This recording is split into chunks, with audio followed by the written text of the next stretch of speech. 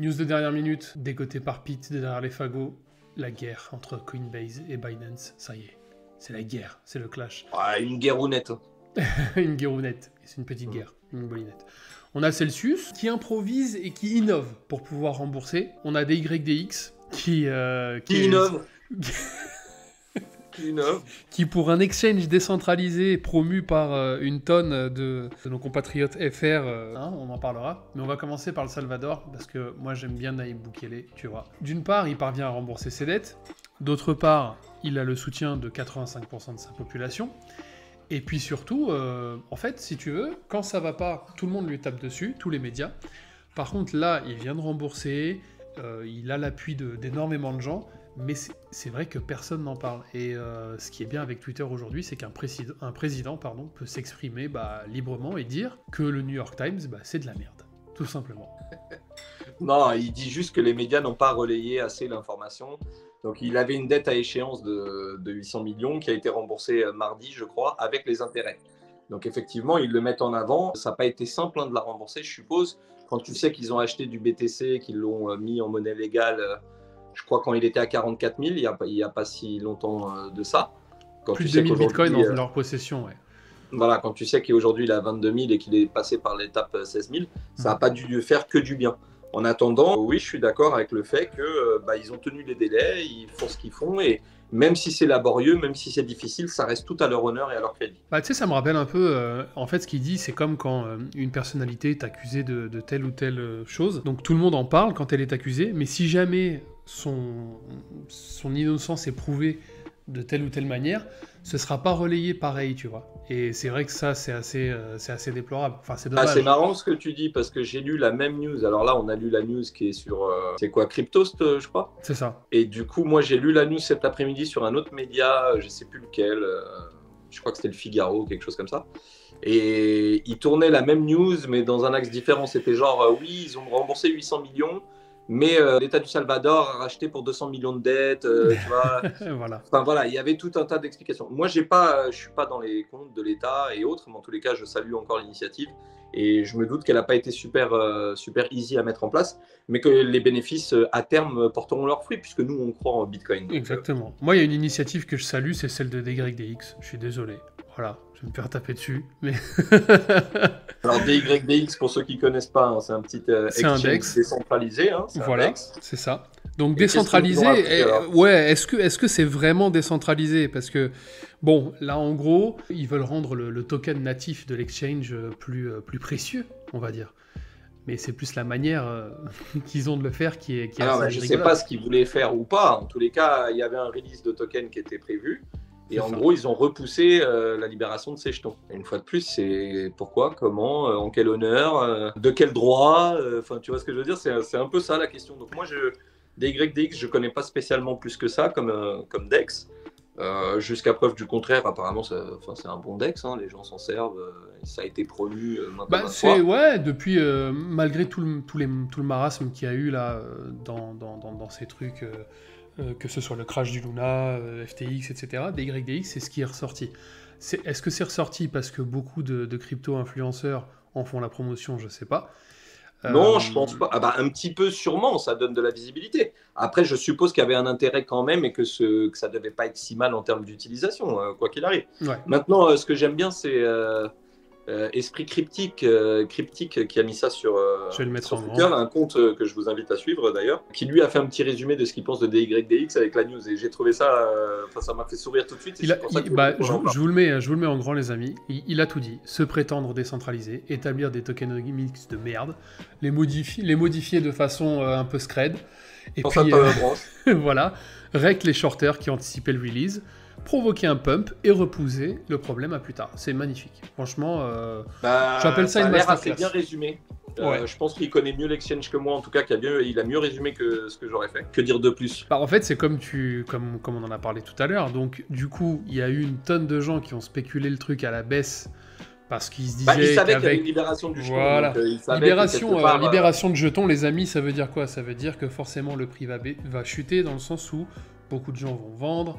Et donc voilà, il y a eu les shorters qui se sont engouffrés dans ce truc-là. Et donc du coup, le fait qu'ils aient repoussé la libération, non seulement donc les shorters se sont fait liquider, littéralement, mais en plus, le token a pump de plus de 15%.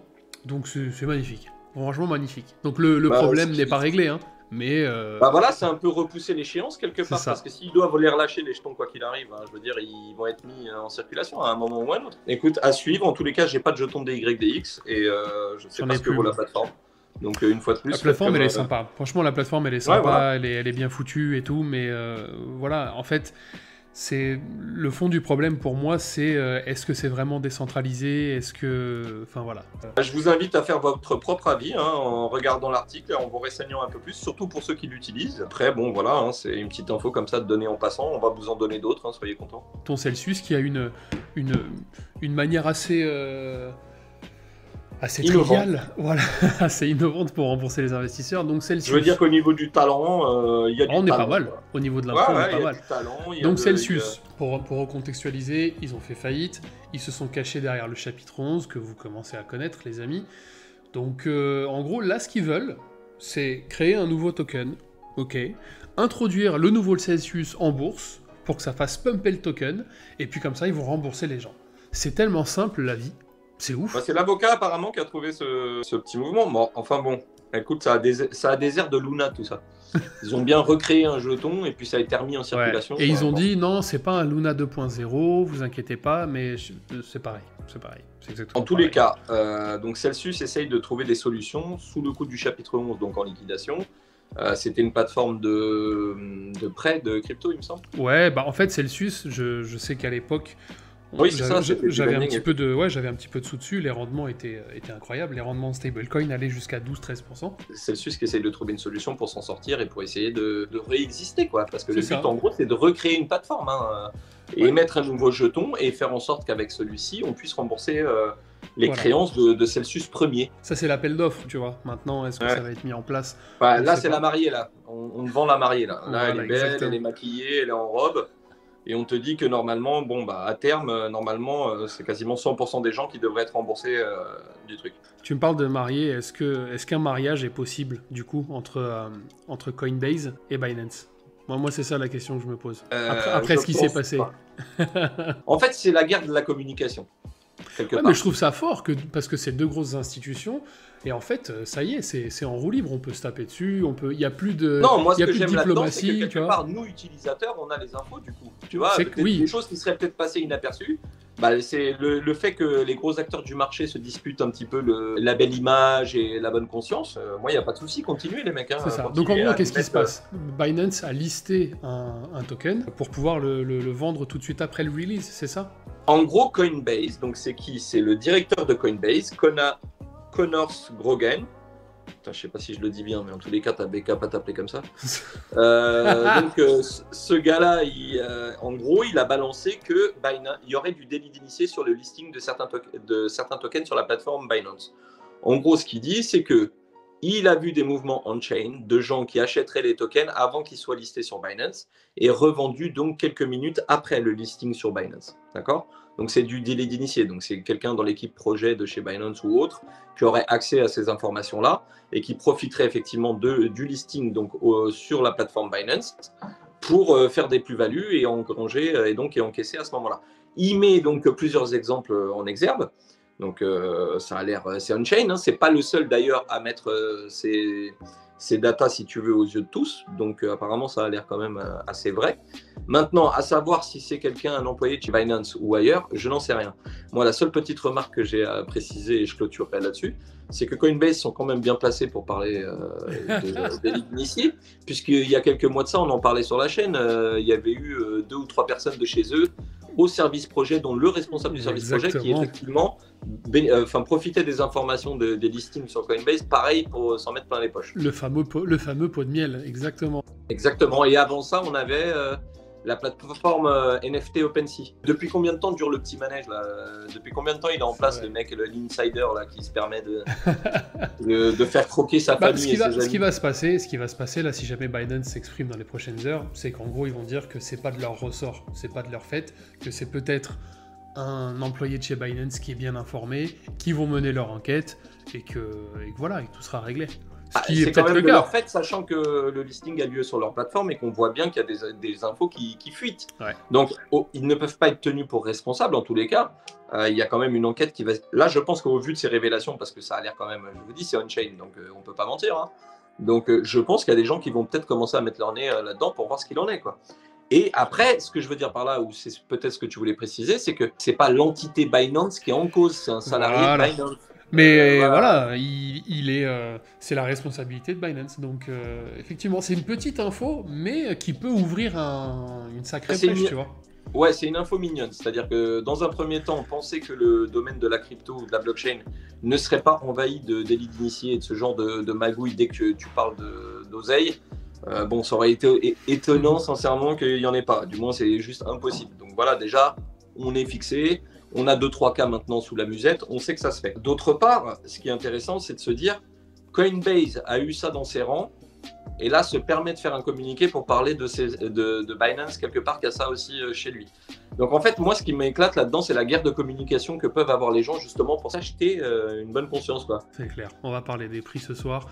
Pas C'est grand-chose sûr. à dire. Ouais, je pense. Bah alors ne parle pas des prix, on s'en fout. Putain, Bitcoin n'a pas bougé, Ethereum pareil. C'est ça. À part le token de putain, qu'est-ce qu'on a parlé tout à l'heure là? De DYDX, DYDX, là, ouais. 95%. On a Apt quand même. Apt qui a tapé son ATH Ah, de- aujourd'hui. Aptos. Donc, ouais. Donc, écoute, c'est pas mal. Je vais cliquer dessus. C'est pareil, ils ont une tokenomie de merde, mais aujourd'hui. Voilà, donc on a Aptos, je vais le mettre en grand, qui a pris 36% aujourd'hui. C'est loin d'être dégueu.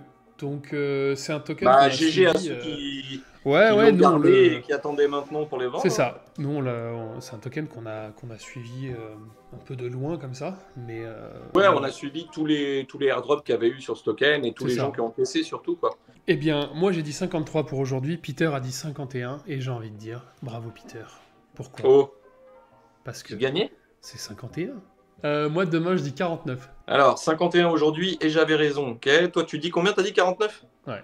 Le BTC il est passé au-dessus de 23 ou pas du coup? Parce que je t'ai Non. pas demandé les prix, mais. Non, Non 22,8. Ah, vas-y, demain il est à 50. Alors du coup, Moïd il m'a envoyé un message tout à l'heure. Ouais. Alors, je prends la pleine responsabilité de mon échec. Je comprends que ça va mieux dans la crypto. Donc, demain, le Crypto Fear and Greed sera à 88. Ok. Il a pas faim lui. Ah ouais, donc toi tu te barres en pleine émission, toi. Faut que je branche l'ordi. Et tu rentres même pas le bide. Ah merde. Putain, qu'est-ce qu'on a dit, David? Oh, le bâtard. On dirait Moïd qui sort de table après une raclette. Ce qui m'éclate avec Moïd, c'est que lui, il pense qu'on parle d'un resto classique et tout. Déjà, on va l'enfumer avec un resto étoilé, ça va lui faire plaisir. La base. Ça lui fera les dents. Et en plus de ça, il n'est pas prêt parce que lui, quand il va au resto, il n'y a pas d'alcool dans l'addition. Ah, Moi, quand je vais commencer à c'est vrai. déboucher une bouteille de vin, il va commencer à bégayer, le mec. C'est vrai que ça Quand change je vais du prendre un Perrier. digestif, un Ça apéro change, et la ouais, bouteille de vin, ça va changer de la badoie, l'addition- Moïd. Ah non, mais l'addition, surtout dans un étoilé, si je choisis bien le vin, il a de quoi lâcher une larmichette.